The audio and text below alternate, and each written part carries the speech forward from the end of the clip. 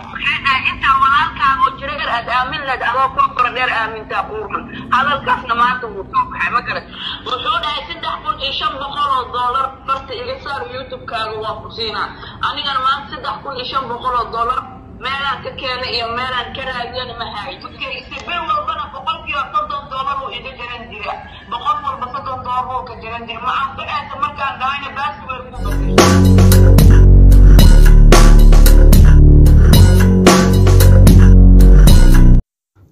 codka aad maqasheen waa Fartuun Balbalaarka oo sheegtay YouTube-keedii in uu gacanteeda ka baxay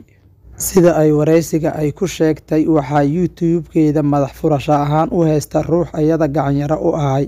sida ay sheegtay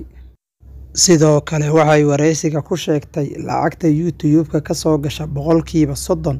in uu qaada jiray qofka hadda kala wareegay YouTube-ka hadalka Fartuun Balbalaarka waxaa laga fahmayaa in qofka sidan u galay in uu ahay qof gacan yara u ah waliba ay aad u aamintay balse nasiib xumo sidan ayuu ku dhaqaaqay wuxuuna kala wareegay baasawirkii iyo wax walba oo macluumaad ahaa Fartuun Balbalaarka YouTube-ku wuxuu u ahaa meel ay ugu xamaalato caruurta ayada ay dhashay sidoo kale wuxuu u ahaa meel ay dadka Soomaaliyeed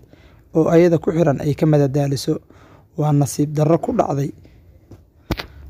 Allah waxaan uga baryaynaa in sida ugu dhaqsiyaha badan oo u fududeeyo YouTube-keeda